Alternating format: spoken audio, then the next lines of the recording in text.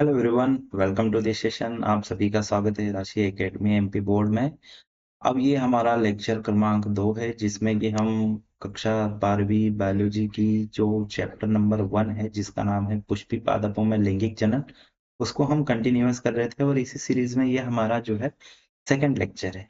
इस second lecture में हम क्या पढ़ने वाले हैं, उनके टॉपिक आप सभी के सामने हैं। जैसे कि हम इस लेक्चर में जो है सबसे पहले तो पढ़ेंगे पुंकेसर की संरचना। पुंकेसर क्या होता है? पुंकेसर एक पादप का जो पुष्प होता है उसका नर भाग होता है, जिसे हम पुंकेसर कहते हैं। और हमने बताया है कि पुंकेसर किस स्थिति में कहा जाता है और उसे जो है पुमंग कब कहा जाता है। अब एक पुंकेसर को लेने के बाद हम उसमें देखेंगे कि उसका जो पराग कोश होता है उसकी संरचना देखेंगे, और उस पराग कोश के अंदर जो भित्तियां होती है, जो लेयर्स होती है, जो वाल होती है, उनके बारे में हम जो है यहाँ पर बात करने वाले हैं। तो चलिए चलते हैं हमारे टॉपिक्स की तरफ, जिसमें कि हम पुंकेसर की संरचना, परागकोश की संरचना, उसका डायग्राम और परागकोश में पाई जाने वाली भित्तियों के बारे में जानेंगे। क्योंकि जब तक आप इन संरचनाओं को नहीं जानेंगे तब तक आप परागकोश में कैसे लघु बीजाणुओं का वर्ण मतलब कहना चाहिए कि निर्माण होता है या जेनेसिस होता है, वो आपको नहीं पता चलेगा। तो इन स्ट्रक्चर को समझना बहुत ज्यादा जरूरी है। तो सबसे पहले हम लोग थोड़ा सा रिकेप करेंगे। रिकेप हमारी फर्स्ट क्लास का। तो हमने उसमें जो है पुष्प के विभिन्न भागों को देखा। पुष्प के विभिन्न भागों को देखा था। अब पुष्प के विभिन्न भाग कौन कौन से थे? एक तो था नर भाग। ठीक है। नर भाग में सबसे जो संरचना थी उसे हमने क्या का नाम कहा था? हमने कहा था पुमंग। और पुमंग जो है वो संयुक्त रूप से, जब एक से अधिक नर भाग हो तो उसे हम क्या कहते हैं? पुमंग। जब संयुक्त रूप से एक से अधिक हो। और जब केवल एक हो उसकी इकाई को हम क्या कहते हैं? उसे जो है, तब उसे हम कहते हैं पुंकेसर। तो ये नर भाग होता है। इसी तरह हमने मादा भाग को देखा था। मादा भाग में हमने क्या पढ़ा था? जाया। जब एक से अधिक हो तो जाया, और जब केवल एक हो तो उसे हम कहते हैं स्त्री केसर। फिर उसके बाद हमने जो है बाह्य दलपुंज पढ़े थे, और एक पढ़ा था हमने दलपुंज। ठीक है। पुष्प के हमने लगभग कितने चक्र पढ़े? 4 चक्र पढ़े थे। उन चारों चक्रों के आपके पास में नाम है। इसमें से हम जो है सबसे पहले नर भाग को पढ़ने वाले हैं। ठीक है। अब नर भाग को पढ़ने के पहले एक डायग्राम को हम समझते हैं। तो पौधों में पौधों में जनन की प्रमुख अवस्था को अगर हम देखें तो हम इसे 3 भागों में बांट सकते हैं। कि पौधे में जो जनन की अवस्थाएं होती है वो कितने भागों में होती है, तो हम इसे मोटे मोटे तौर पर 3 भागों में बांटते हैं। सबसे पहले तो हम जो अवस्था रखते हैं वो रखते हैं निषेचन पूर्व की अवस्था। निषेचन पूर्व अवस्था। अब निषेचन पूर्व अवस्था क्या होती है? तो जैसे कि मैंने बताया था कि नर युग्मक मादा युग्मक आपस में जब मिलते हैं तो निषेचन की क्रिया होती है। अब यहाँ पर निषेचन पूर्व अवस्था कह रहा है, इसका मतलब निषेचन होने के पहले क्या क्या घटनाएं होगी उसके बारे में हम जाने। एक उसके बाद होता है निषेचन। और जो थर्ड नंबर की जो घटना होती है वो होती है निषेचन के पश्चात की।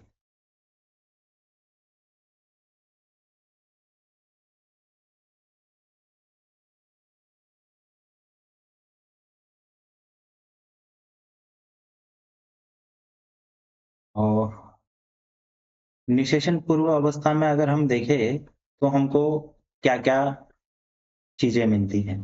तो सबसे पहले तो क्या होता है कि युग्मकों का निर्माण होता है। किसका निर्माण होता है? युग्मकों का निर्माण। नंबर 1 कर देते हैं हम लोग इसे। अब युग्मकों का निर्माण कैसे होता है? अगर नर भाग की अगर हम बात करें तो जैसे मैंने बताया, नर भाग का नाम क्या हमारे? तो हमने पुंकेसर कहा उसे। अब पुंकेसर कब कहा? जब एक हो और एक से अधिक हो तब उसे हम क्या कहते हैं? पुमंग। ठीक है, इतना आपको याद रखना है। और मादा भाग क्या होता है हमारे पास में? जो होता है उसे हम लोग कहते हैं स्त्री केसर। ठीक है, स्त्री केसर मतलब जायान। अब इस पुंकेसर में किसका निर्माण होता है? तो निर्माण होता है परागकणों का। और ये जो परागकण होते हैं वही असल में क्या होते हैं? नर युग्मक होते हैं। ये नर युग्मक है। और स्त्री केसर जायान बीजांड में जो अंड कोशिका होती है वो क्या कहलाती है? वो कहलाता है मादा युग्मक। ठीक है। अब दूसरा, अब युग्मक बन जाते हैं सभी के पास में। निषेचन पूर्व अवस्था में क्या होते हैं? पुष्प के अंदर यदि नर भाग है तो उसमें परागकण बनते हैं, लघु बीजाणु बनते हैं। मादा भाग में जो है अंड कोशिकाएं बनती है। तो ये प्रक्रिया तो हो जाती है युग्मकों का निर्माण।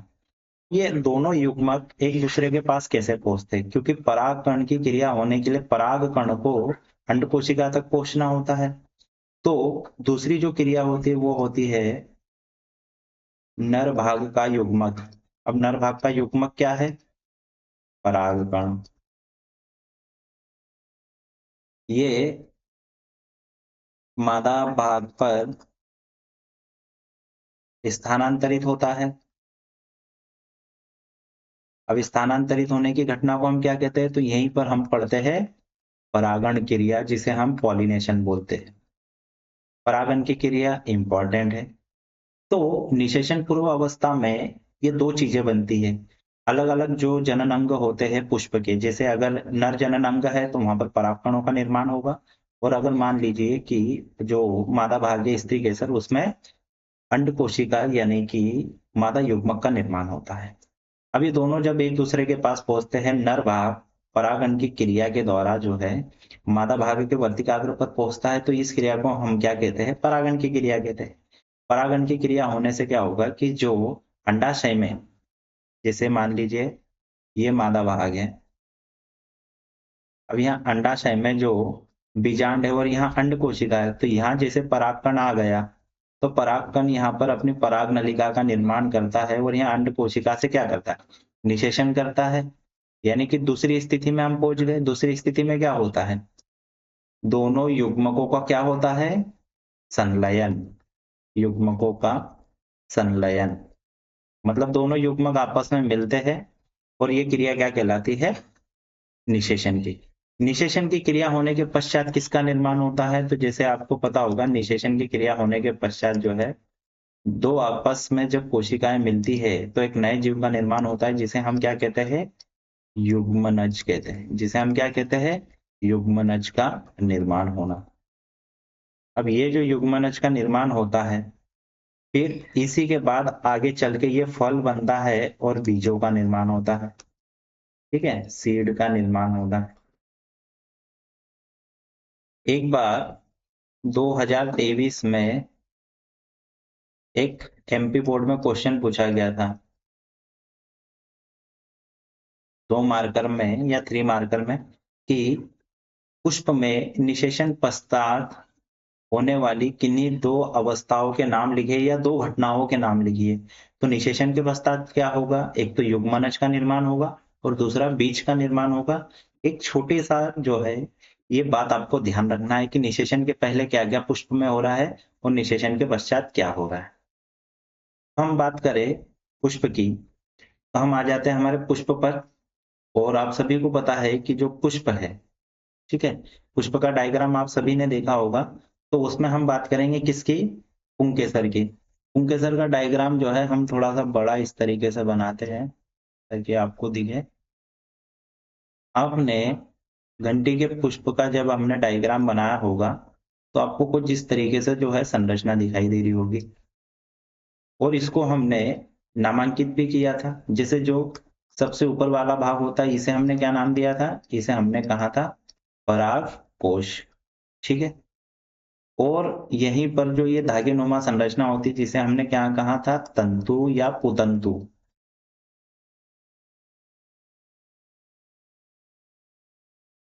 जिसे हम लोग फिलामेंट कहते हैं।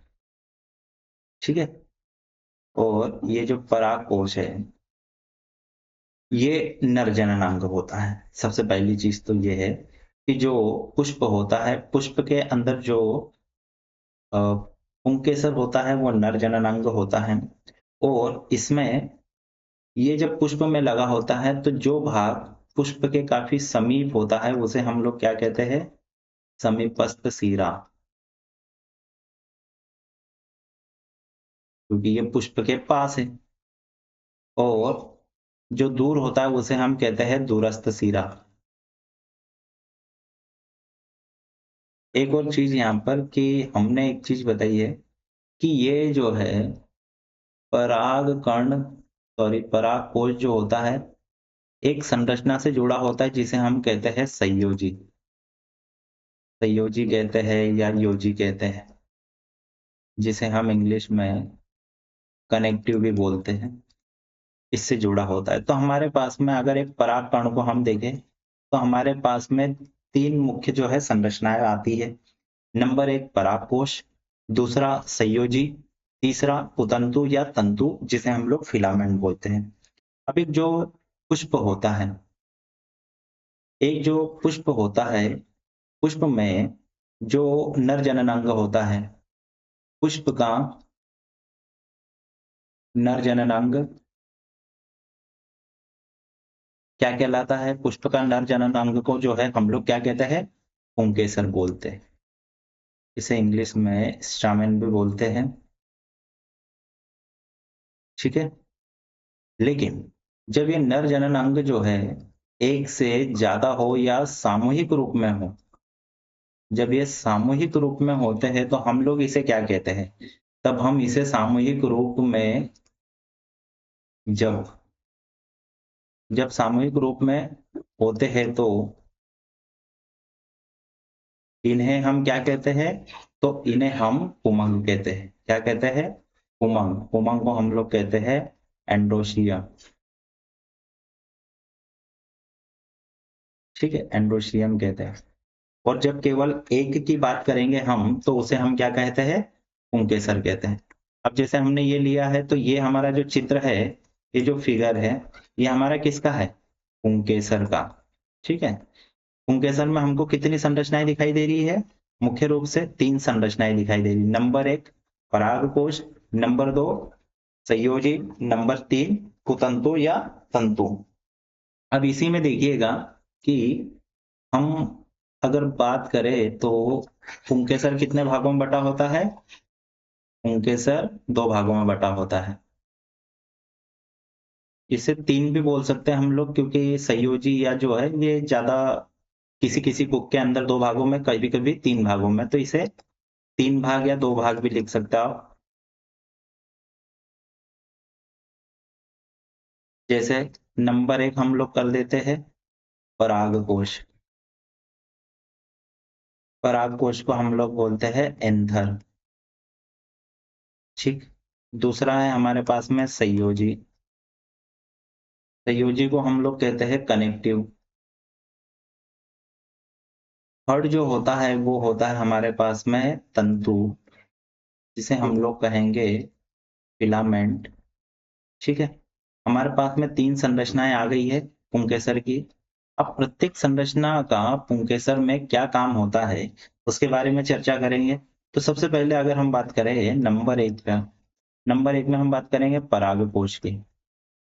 ठीक है। परागकोश की हम बात करेंगे। तो आपने देखा होगा कि परागकोश कुछ आपको इस तरीके से दिखाई दे रहा है। ऐसा लग रहा है कि जैसे दो भागों में बटा हुआ है। ठीक है। खुला हुआ हिस्सा है, दो भागों में बटा हुआ है। ठीक। लेकिन असल में ये जो है ये एक भाग होता है और ये दो भागों में होता है। तो हम बोल सकते हैं कि परागकोश जो होता है वो कैसा होता है, तो ये ऊपरी सिरा होता है।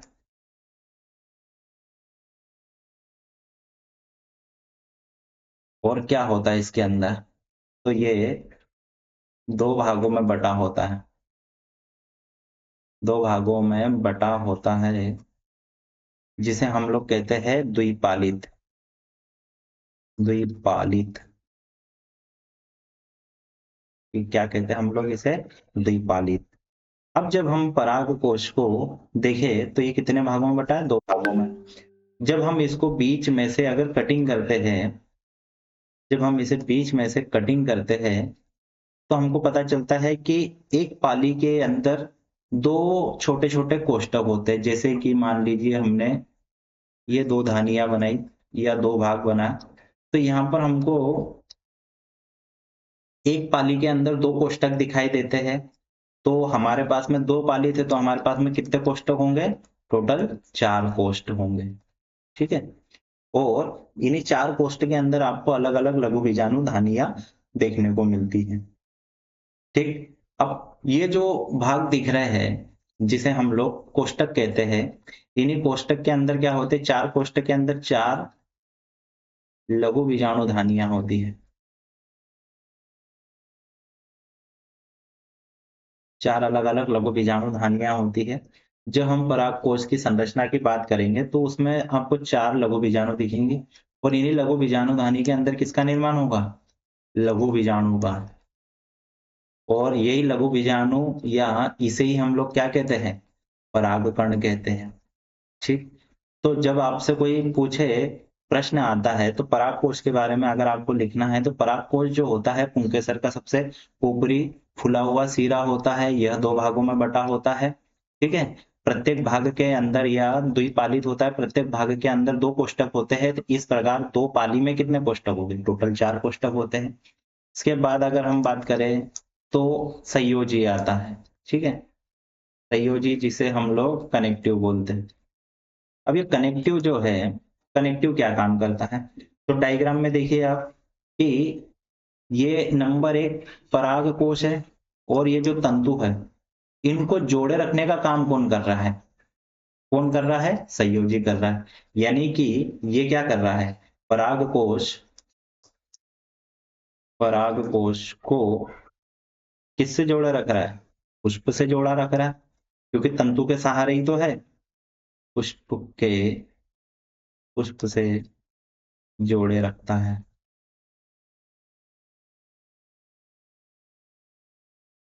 ये पतली डंडी संरचना जैसी होती है। ठीक है। पतली डंडी संरचना होती है, पतली होती है, पतली और तंतुनुमा। एक चीज ध्यान रखना है कि ये बहुत मोस्ट इंपॉर्टेंट पॉइंट है, तो इसको नोट करना है। आईएमपी है, जिसे आपने पढ़ा है या हम आपको बता रहे थे कि पराग कोश में पराग कणों का निर्माण होता है। तो पराग कणों का जब निर्माण होता है तो किसी न किसी प्रकार की ऊर्जा तो चाहिए होती है। और ऊर्जा किससे मिलती है? खाने से मिलती है। पता है, जैसे हम मनुष्य क्या करते हैं कि अपना जो भोजन होता है इंटेक करते हैं, है ना, मुंह के द्वारा जो है खाना खाते हैं। लेकिन जो पौधे होते हैं वो अपना भोजन कैसे करते हैं? तो आप सभी को पता है कि वो अपना भोजन प्रकाश संश्लेषण की क्रिया के द्वारा बनाते हैं। ठीक है। और प्रकाश संश्लेषण की क्रिया के लिए भी क्या जरूरी है? वाटर जरूरी है। ठीक है। और कार्बन डाइऑक्साइड भी जरूरी है। पादप को ये मिल जाता है, लेकिन इस भाग तक पानी कैसे पहुंचता है?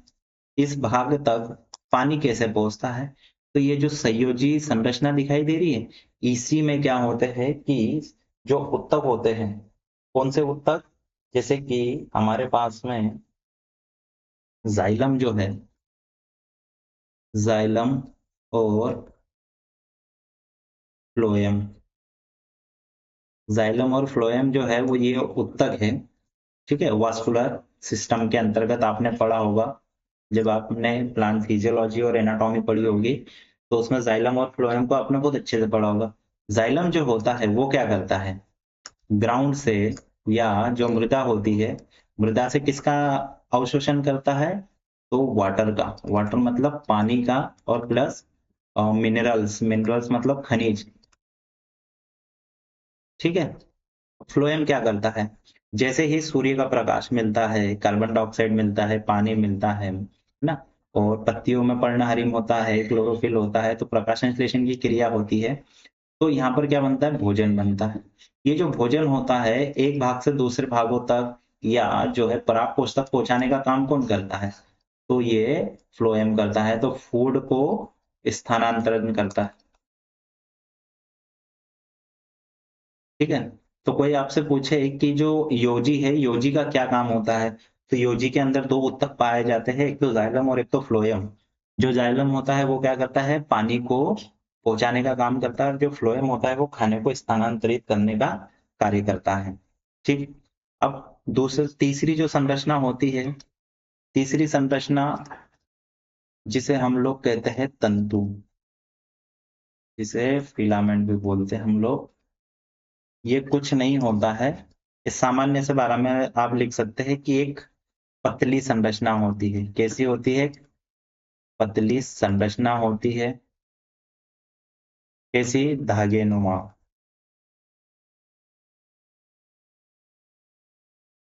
जो क्या करती है, पुष्प से किसको जोड़े रखती है, पुष्प से पुंकेसर को जोड़े रखने का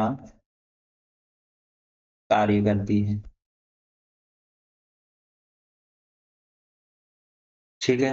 अब जैसे कि हमने बताया कि जो पुमंग होता है, पुमंग क्या होता है, नर जननांग होता है, किसका, पुष्प का। अब इसी के अंदर क्या होता है कि इसकी जो पुमंग की इकाई है, पुमंग की इकाई यानी कि जब पुमंग एक से अधिक हो गए तो उसे हम पुमंग कहते हैं, लेकिन अगर एक है तो उस स्थिति में हम इसे तब क्या कहते हैं, तब इसे हम पुंकेसर बोलते हैं, ठीक है। पुष्पों में पराग कोश जो होते हैं वो कितनी पालियों में होता है, तो दो पालियों में होता है, ठीक है। प्रत्येक के अंदर दो कोष्ठक होते हैं, तो टोटल दो दो पालियों में कितने कोष्ठक हो गए, चार कोष्ठक हो गए। और लघु बीजाणु धानियां इसी के अंदर होती है, और वो कितनी होगी, तो प्रत्येक कोष्ठक में एक, तो इस हिसाब से चार होती है। और इसी के अंदर किसका निर्माण होता है, लघु बीजाणु का, जिसे हम लोग क्या कहते हैं, जिसे हम लोग परागकण ही कहते हैं, ठीक है। अब हम बात करते हैं एक सबसे महत्वपूर्ण भाग की, जिसे हम कहेंगे परागकोश, ठीक है। परागकोश की संरचना पढ़ते हैं हम लोग, ठीक है। परागकोश की संरचना जिसे हम लोग बोलते हैं एंथर, ठीक। अब आपने देखा होगा कि जो परागकोश होता है वो पादप का कैसा होता है, पुष्प का, पुष्प के नर जनन अंग का ऊपरी भाग होता है, ठीक है। ऊपरी भाग हम देखें, अगर ऊपरी भागों को बनाए तो कुछ इस तरीके से दिखाई देता है ना। जब हम इसको काटेंगे, ठीक है, जब हम इसको काटेंगे, जब हम इसको काटते हैं तो हमको जो है ये दो भागों में बढ़ता हुआ दिखाई देता है। प्रत्येक पाली के दो हिस्से हो जाते, तो इस तरीके से दो पाली में हमारे पास में चार भाग हो जाते हैं। अब परागकोश की संरचना अगर हम देखें तो जो सबसे ऊपरी भाग होता है, इसको बाहर से अगर हम देखेंगे, ऊपरी भाग जो है इसे हम परागकोश बोलते हैं, ठीक। इसी में किसका निर्माण होता है, विभिन्न प्रकार के पराग कणों का निर्माण होता है। किसका निर्माण होता है, पराग कणों का। अब वो पराग कणों का निर्माण कैसे होता है, तो इसकी भी एक प्रक्रिया होती है जिसे हम लघु बीजाणु जनन कहते हैं, ठीक है। माइक्रोस्पोरोजिनेसिस एक प्रक्रिया होती है। तो जब हम परागकोश की क्या देखते हैं, टीएस, ट्रांसवर्स सेक्शन, जब हम इसे काटते हैं, अनुप्रस्थ काटते हैं, तो ये हमको कैसा दिखाई देता है, चार भागों में बटा हुआ दिखाई देता है। तो इसको सबसे बाहर की तरफ अगर हम देखें, बाहर की तरफ अगर हम देखें कि बाहर से एक परागकोश कैसा दिखता है, अभी हम इसको दो तरीके से देखेंगे। ऊपरी भाग होता है, मतलब बाहर से, या बाहरी संरचना अगर हम देखें, क्योंकि अभी हमने इसको काटा नहीं है, अभी हम केवल जो है ये पुंकेसर को अगर हम बाहर से देख रहे हैं तो हमको क्या क्या दिखाई देता है, तो बाहरी संरचना में हमको सबसे पहले तो क्या दिखाई दे रहा है कि एक सामान्यतः आवृत्त बीजी जो पादप होता है, या जो उसका जो परागकोश होता है वो कैसा होता है? द्विपालित। द्विपालित का मतलब होता है बाइलोब्ड होता है। बाइलोब्ड होता है, बाइलोब्ड का मतलब दो भाग बटे हुए होते हैं। और जो प्रत्येक लोब होता है उसके अंदर कितने कोष्ठक होते हैं? जैसे दो लोब है तो जो ईच लोब है, each lobe contain two chamber. ठीक है, प्रत्येक लोब के अंदर कितने भाग होते हैं? तो प्रत्येक लोब में या प्रत्येक पाली में दो कक्ष होते हैं। अब देखिए कि प्रत्येक पाली में दो कक्ष हो गए तो हमारे पास पालियां कितनी है? टोटल दो। तो दो के हिसाब से हमारे पास में कक्ष कितने हो जाएंगे? 2 + 2 = कितने? 4 कक्ष हो जाएंगे। ठीक है, अब ये 4 कक्ष हमको बाहर की तरफ से तो दिखेंगे। आपकी पुस्तक के अंदर अगर डायग्राम आपने देखा होगा तो आपको कुछ इस तरीके से जो है पराग कण का या पराग कोश का डायग्राम दिख रहा होगा। तो ये जो असल में ये जो संयोजी है इस तरीके से जुड़ा है, तो एक लोब ये दूसरा लोब, ये एक लोब ये दो लोब। लेकिन यही लोब को जब हम बीच में से काटेंगे तो हमको पता चलता है कि इसमें कितने कोष्ठक होते हैं? 1 2 3 और ये 4 कोष्ठक हो जाते हैं। ठीक है, इस तरीके से आपको डायग्राम को भी देखना है। और ये जो चारों भाग होते हैं, ये जो 4 कक्षक होते हैं, इन्हें ही हम क्या कहते हैं? 4 कोष्ठकों को टेट्रा स्पोरेंजिएट कहते हैं, या जिसे हम लोग 4 कोष्ठक लघु बीजाणुधानी कहते हैं। इन्हीं में क्या होती है? लघु बीजाणुधानी। इन्हीं में क्या होती है? 4 लघु बीजाणुधानी होती है। और इन्हीं 4 लघु बीजाणुधानी में किसका निर्माण होता है? परागकणों का होता है। ठीक है, परागकणों का निर्माण होता है। अब इसके बाद अगर हम बात करें तो ये बाहरी संरचना हमने देख ली कि बाहर से तो हमको इस तरीके से परागकोश दिख रहा है, लेकिन अंदर से कैसा दिखाई देता है? तो पराग कोश को जब हम बीच में से काटते हैं, जैसे अभी हमने बताया कि ये पराग कोश को जब हमने बीच में से काटेंगे, इसका ट्रांसफर सेक्शन हम लोग कटिंग करते हैं, तो हमको 4 जो है संरचनाएं आसानी से दिख जाती है। अब वो संरचनाएं कैसे दिखती है तो हम लोग यहाँ पर बनाने की कोशिश करेंगे। तो ये पराग कोश की हम लोग शायद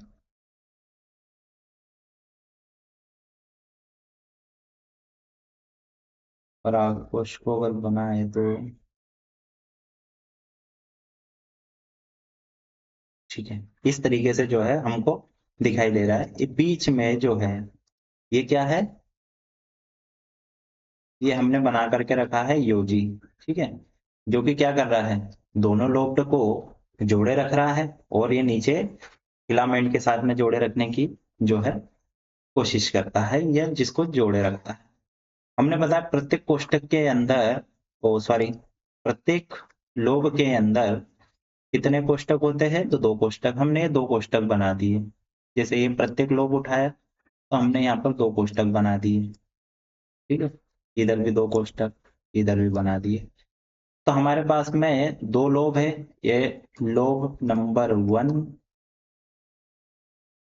और ये लोब नंबर 2। ठीक है, अब लोब नंबर 2 के अंदर कक्ष क्रमांक कितना? 3 और ये कक्ष 4। यहाँ पर कक्ष 1 और ये कक्ष 2। क्या ये बातें आपको समझ में आई कि जो पराग कोश होता है वो कितने लोब का होता है? द्विलोब का होता है, 2 लोब का होता है। और टोटल कितने कक्षक होते हैं उसके अंदर? तो 4 कक्षक होते हैं। ठीक है, प्रत्येक लोब के अंदर 2 कक्षक होते हैं। ठीक है, अब हम इसे यहाँ पर जो है मिटा देंगे ताकि आसानी से आपको समझ आ जाए।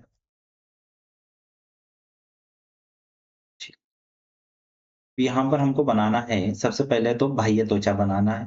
तो हम देखते हैं पराग कोश में सबसे बाहर की तरफ एक संरचना होती है जिसे हम लोग कहते हैं बाह्य त्वचा। क्या कहते हैं हम लोग इसे? बाह्य त्वचा, जिसे इंग्लिश में कहा जाता है इपिडर्मिस। क्या कहा जाता है? एपिडर्मिस। परागकोश, परागकोश की संरचना। परागकोश की जब हम संरचना देखते हैं तो हमको क्या मिलती है? सबसे पहले तो कुछ भित्तियां मिलती है, ठीक है, जिसे हम लोग वॉल लेयर बोलते हैं। ये वॉल लेयर मिलती है हमको। कितनी भित्तियां मिलती है? टोटल 4 भित्तियां मिलती है। अब वो 4 भित्तियां कौन कौन सी होती है, ये हमने लिख दी। सबसे पहले तो हमको जो भित्ति मिलती है उसका नाम क्या होता है? बाह्य त्वचा। इसके बाद हमको अंदर की तरफ एक और भित्ति मिलती है, जिसे हम लोग कहते हैं एंडोथीशियम, या जिसे जो है अंतःईसियम हम लोग बोलेंगे, एंडोथीशियम। फिर इसके बाद हमको अंदर की तरफ एक और लेयर मिलती है, जो कि एक से अधिक लेयर की बनी होती है, जिसे हम लोग कहते हैं मिडिल लेयर। थर्ड नंबर पे जो होती है इसे हम लोग कहते हैं मिडिल लेयर, या जिसे हम लोग कहते हैं मध्य परत। और एकदम लास्ट में हमको जो है एक परत मिलती है, जिसे हम लोग रेड से बनाते हैं। ये जो परत दिख रही है आपको, बिल्कुल एकदम लघु बीजाणु से चिपकी हुई, इसे ही हम लोग कौन सी परत कहते हैं? एपिडर्म की परत कहते हैं। तो हम पढ़ रहे हैं परागकोश के बारे में, नर जनन अंग के बारे में। तो हमने नर जनन अंग के बारे में पढ़ा। नर जनन अंग को देखने के साथ में हमने देखा कि नर जनन अंग का जो सबसे ऊपरी हिस्सा होता है, जिसे हम लोग परागकोश कहते हैं। तो उस परागकोश की जब हमने संरचना देखी, जब हमने उसका टीएस सेक्शन काटा, ठीक है, जब हमने उसका टीएस सेक्शन काटा, तो हमको इसमें क्या दिखाई दी? द्विपाली संरचना दिखाई, जो बाहर से दे रही थी। अंदर की तरफ से 4 कोष्टक भी दिखाई दे रहे, और इन चारों कोष्टक के जो आजू बाजू या आसपास हमको 4 विभिन्न प्रकार की क्या दिखाई दे रही? भित्तियां दिखाई दे रही। अब इन भित्तियों का परागकोश में क्या काम है? हमारे लिए सबसे पहला प्रश्न तो यही है, इन भित्तियों का क्या काम होता है? तो जो सबसे पहली भित्ति होती है, जिसका नाम है बाह्य त्वचा। अब बाह्य त्वचा का अगर हम बात करें कार्य की, तो यहीं पर हम लोग लिख लेते हैं चारों भित्तियों का काम। नंबर 1, बाह्य त्वचा। अब बाह्य त्वचा के क्या कार्य होते हैं? एपिडर्मिस जो लेयर होती है, तो ये सबसे पहले तो सिंगल सेल कोशिका होती है। सिंगल सेल्ड, सिंगल सेल्ड मतलब केवल और केवल क्या होती है? एक कोशिकाएं जो होती है, एक कोशिका वाली सुरक्षात्मक परत बनी होती है, ठीक है। और इनका काम क्या होता है? सुरक्षा प्रदान करना। किसको सुरक्षा प्रदान करना? परागकोश को, क्योंकि अंदर किसका निर्माण हो रहा है? नर युग्मक का। नर युग्मक मतलब बोले तो परागकण, सुरक्षा प्रदान करना, ठीक है। इसका मुख्य कार्य क्या होता है? सुरक्षा प्रदान करना। किसको? परागकोश को, संपूर्ण परागकोश को, ठीक है। दूसरी जो परत होती है, दूसरी परत का नाम होता है एंडोथीसियम, है जिसे हम लोग अंतःईसियम बोलेंगे, ठीक है। एंडोथीसियम, एंडोथीसियम की परत क्या होती है? तो ये बाह्य त्वचा के ठीक नीचे परत होगी। बाह्य त्वचा के ठीक नीचे हम लिख देते हैं यहाँ पर, बाह्य त्वचा के ठीक नीचे स्थित रहेगी। और क्या काम करेगी? नंबर 1, ये क्या करेगी कि ये थोड़ी सी मोटी होती है, क्योंकि थिक, थोड़ी मोटी परत होती है, ठीक है। ये मोटी परत होती है, और सबसे महत्वपूर्ण बात जो होती है, ये कैसी होती है? आर्द्रता ग्राही, ठीक है। आर्द्रता ग्राही जो बोल सकते हैं हम इसको, हाइग्रोस्कोपिक नेचर। अब हाइग्रोस्कोपिक नेचर का मतलब क्या होता है? कि ये जो परत होती है, ये जो कोशिकाएं होती है, ये नमी को सोखने के लिए जो है वो बनी होती है। मतलब नमी को आसानी से सोख सकती है। जैसे आपने उदाहरण के तौर पर देखते हैं कि हम लोग कई, हमारी जो घरों की कुछ दीवारें ऐसी होती है, जहां पर हम लोग अगर किसी प्रकार की पुस्तक को रखते हैं, तो दीवार से पुस्तक के पेज जो होते हैं वो नमी सोख लेते हैं और जो पुस्तक होती है वो उसका थोड़ा सा स्ट्रक्चर बदल जाता है। तो कुछ इसी तरीके से अंतःथीसियम जो है कार्य करता है। नंबर 3 जो परत होती है जिसे हम लोग कहते हैं मध्य परत, मिडिल लेयर। ये मिडिल लेयर क्या करती है? तो ये जो मिडिल लेयर होती है ये कैसी होती है? एक से 3 कोशिकाओं की बनी हुई परत होती है। यानी कि ये कैसी कोशिका है, जैसे अगर मान लीजिए यहाँ पर इस तरीके से ये एक कोशिकाओं की एक परत, ये दूसरी कोशिकाओं की, तीसरी कोशिकाओं की। कि बुक्स के अंदर जो एनसीईआरटी में डायग्राम दिया है तो उसमें देखना आपको कि जो बाह्य त्वचा है, बाह्य त्वचा हमेशा आपको अलग रंग से एक कोशिका की लेयर दिखाई दी होगी, अंतःथीसियम भी जो है अलग रंग से दिखाई दी होगी। लेकिन उसके बाद जो मध्य परत है वो 3 अलग अलग परतें एक ही जैसी संरचना में बनी है। तो 1 से 3 कोशिकाओं की क्या है? परत होती है। ठीक है, परत होती है। और ये क्या करती है? ये बहुत ही अल्पकालिक होती है। अल्पकालिक का मतलब क्या होता है? इसका जो समय होता है बहुत ही कम होता है। ठीक है, पराग कोश में जो परागकण होते हैं उनको ये क्या करती है? पोषण देने का भी काम करती है। ठीक है, पोषण देने का काम करती है। परंतु पोषण देने का कार्य मुख्य रूप से कौन करती है? तो टेपिटम करती है। परंतु ये भी पोषण देने का कार्य करती है, लेकिन कब? कुछ समय तक। इसके बाद में नंबर 4 जो टेपिटम है। ठीक है, टेपिटम हमारे लिए सबसे इंपॉर्टेंट परत होती है। टेपिटम कहाँ पाई जाती है? तो आप जब परागकोश की संरचना देखेंगे तो बिल्कुल लघु बीजाणु धानी के बिल्कुल पास में पाई जाती है। हम टेपिटम को यहाँ बना देते हैं। जैसे मान लीजिए लघु बीजाणु धानी है तो यहाँ पर बिल्कुल यहाँ पर एक जो परत पाई जाएगी वो कौन सी परत पाई जाएगी? टेपिटम। कौन सी? टेपिटम परत। और ये टेपिटम परत क्या होती है? ये टेपिटम परत ही असल में क्या होती है कि जो विकासशील जो परागकण होते हैं उनको क्या करती है? पोषण देने का काम करती है। तो विकासशील परागकणों को पोषण देने का कार्य करती है।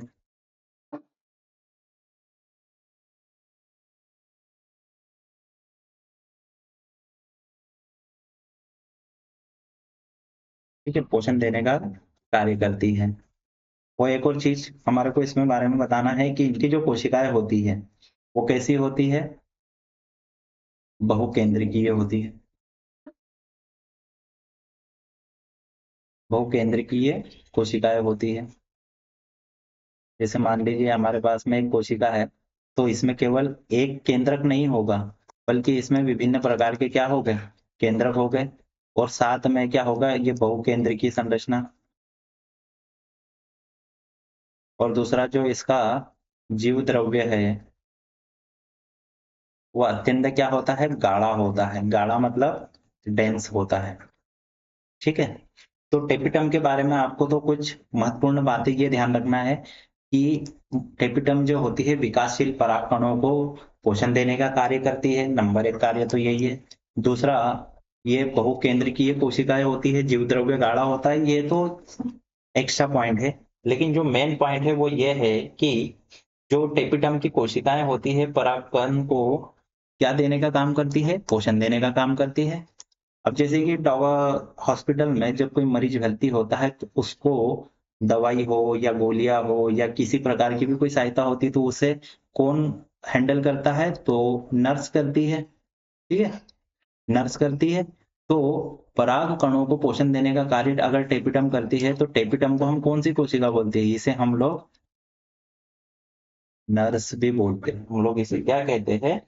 नर्स कोशिकाएं भी कहते हैं। ठीक है, समझ में आया आपको? इसके बाद में हम लोग बात करेंगे कि जो टेपिटम की कोशिकाएं होती है, टेपिटम की कोशिका एक और कार्य करती है। अच्छा, आप देखना कि जैसे कि मान लीजिए हमने यहाँ पर एक चीज बनाई है, जैसे कि हमने यहाँ पर केवल ये लघु बीजाणुधानी आप समझ लीजिए। ठीक है, ये जो 4 ये जो भाग दिखाई दे रहे हैं तो ये 4 लघु बीजाणुधानियां है। तो ये केवल एक भाग को हमने यहाँ पे ये लघु बीजाणुधानी बनाई। तो इसके अंदर ये जो पराग कण है, ठीक है, ये क्या है? ये परागकण है। और इसके जो पड़ोस में ये क्या है? ये मान लीजिए जो रेड कलर की है, ये आपकी किसकी परत है? ये टेपिटम है। अब हमने बताया कि टेपिटम क्या करती है? परागकणों को क्या करने का काम करती है? पोषण देने का कार्य करती है। बराबर, ये तो सभी को पता है। पोषण देने का कार्य करती है। पोषण देने का कार्य करने के बाद में जब हम एक परागकण के बारे में पढ़ते हैं, जब हम परागकण की संरचना देखेंगे, तो एक परागकण इस तरीके का बना होता है। तो इसकी जो बाहरी संरचना होती है, इसकी जो बाहरी संरचना होती है परागकण की, वो एक पदार्थ की बनी होती है जिसको हम लोग बोलते हैं स्पोरोपोलिनिन। क्या कहते हैं हम लोग इसे? स्पोरोपोलिनिन। अब ये स्पोरोपोलिनिन परागकण में कैसे आता है? तो ये जो टेपिटम होता है ना, तो ये टेपिटम क्या करती है कि एक कोशिकाएं बनाती है जिसको हम लोग बोलते हैं यूबिस्काय। यूबिस्काय सेल। अब ये यूबिस्काय कोशिकाएं बनाती है। अब ये यूबिस्काय कोशिकाएं आगे चल के क्या करती है? तो ये एक ऐसा कार्य करती है कि एक स्पोरोपोलिनिन नाम का जो है पदार्थ का स्त्रावन करती है। किसका? स्पोरोपोलिनिन। स्पोरोपोलिनिन का स्त्रावन करती है। स्त्रावन मतलब रिलीज करती है। तो टेपिटम जो है, टेपिटम पोषण तो देने का कार्य किसको करती है? परागकणों को। लेकिन टेपिटम क्या बनाती है? यूबिस्काय कोशिकाएं बनाती है। यूबिस्काय कोशिकाएं क्या बनाती है? स्पोरोपोलिनिन का क्या करती है? स्त्रावन करती। और यही स्पोरोपोलिनिन पदार्थ जो है, जब परागकण विकसित हो जाता है तो उसकी जो बाहरी जो त्वचा होती है उसमें स्पोरोपोलिनिन पाया जाता है। और ये जो स्पोरोपोलिनिन होता है, ये बहुत ही ज्यादा ताप विरोधी होता है। यानी कि कितनी भी इसको भट्टी में डाल दिया जाए, परागकण खराब नहीं होगा, ताप विरोधी होगा, ये दाब विरोधी होता है। या हम लोग ये कह सकते हैं कि जो स्पोरोपोलिनिन होता है, वो विपरीत परिस्थितियों को आसानी से क्या करता है? वो आसानी से विपरीत परिस्थिति में भी अपना जीवन जी सकता है। इसलिए जो है पराग कण जो होते हैं बहुत लंबे समय तक अगर मान लीजिए कि निषेचित ना हो तो भी जो है प्रकृति में आसानी से पड़े होते हैं। अब यहाँ पर आप देखिए, तो हमने तो देख ली, चार भित्तियां देख ली, ठीक है। हमने क्या किया? जब पराग कोश की संरचना देखी, तो पराग कोश की संरचना में हमको क्या मिला? ये पराग कोश की संरचना देखी, इसमें हमने चार भित्तियां देखी। ये चार भित्तियों के बारे में हमने देखा, बाह्य त्वचा, अंतःथिसीय, मध्य परत, टेपिटम परत। इन सभी के हमने कार्य देखे कि क्या क्या करती है। इसके बाद में हमने ये देखे कि इसमें चार लघु बीजाणुधानी पाई जाती है। अब ये चार लघु बीजाणुधानी चारों तरफ होगी, ठीक है। ये चार लघु बीजाणुधानी होती। अब इसके अंदर जो ये जो कोशिकाएं दिख रही है ना, इसे हम लोग परागकण नहीं बोलते अभी, क्योंकि अभी ये क्या हो रहे हैं? ये अपना विकास कर रहे हैं। जिस दिन ये अपना विकास पूरा कर लेंगे और पराग कोश को फाड़ करके जो है इससे बाहर आ जाएंगे, तब स्थिति में हम इसे क्या कहेंगे? परागकण कहते हैं। तो अभी क्या है ये? तो ये जैसे मान लीजिए हमारे पास लघु बीजाणुधानी है, तो इसके अंदर ये जो अभी है, ये आगे चल करके क्या बनेंगे? परागकण बनेंगे। आगे चल के क्या बनेंगे? परागकण बनेंगे। या इसे ही हम क्या कहते हैं? लघु बीजाणु। लेकिन अभी ये क्या है? अभी हम जो है इसे कहते हैं बीजाणु जनक ऊतक। अभी ये क्या है? ये स्पोरोजिनस टिश्यू है, ठीक है। ये अभी यंग रहेंगे। ये टेपिटम से क्या करेंगे? पोषण प्राप्त करेंगे। पोषण प्राप्त करने के साथ में ये क्या हो गए? परिपक्व होते जाएंगे। और परिपक्व होने के बाद में क्या करेंगे कि ये अपना अर्धसूत्री विभाजन करेंगे। ये अपने भीतर क्या करेंगे? अर्धसूत्री अर्धसूत्री विभाजन करेंगे। तो एक स्पोरोजेनस टिश्यू जो है अर्धसूत्री विभाजन करता है, तो ये क्या करते हैं? एक से चार बनते हैं। कितने? चार बनते हैं। तो ये जो बन रहे हैं, जब ये भी कोशिकाएं बनती है तो प्रत्येक कोशिका से एक एक परागकण बनता है, ठीक है। और जब ये परागकण विकसित हो जाता है तो पराग कोश को बाहर निकाल करके या उसे फाड़ करके जो है परागकण जो है बाहर आता है। तो इस स्थिति को हम लोग क्या कहते हैं? इस स्थिति को हम लोग कहते हैं लघु बीजाणु जनन। ठीक है। हमने क्या बताया कि जो नर युग्मक होता है, नर युग्मक का नाम हमने परागकण या लघु बीजाणु दिया था। तो वो तो हमने पराग कोश में बन रहा है, हमने बता दिया लघु बीजाणु यानी के अंदर। लेकिन वो बन रहा कैसे है?